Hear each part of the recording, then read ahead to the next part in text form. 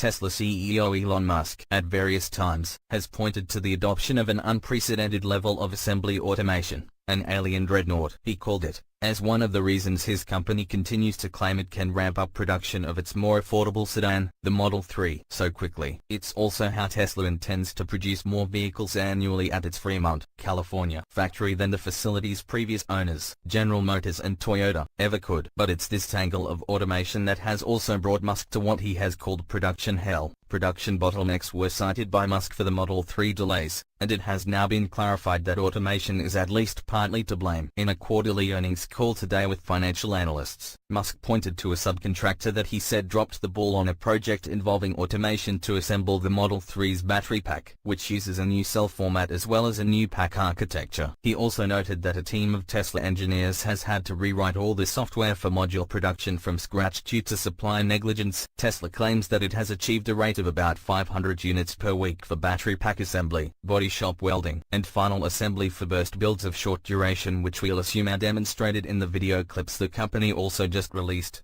Below, Tesla Chief Technical Officer J.B. Straubel reiterated that the Model 3 is much easier to build, but also intensely automated, and the company's update provided other areas, like paint, in which production can now reach 1,000 cars per week. It's now instead targeting 5,000 vehicles per week by late in the first quarter of 2018.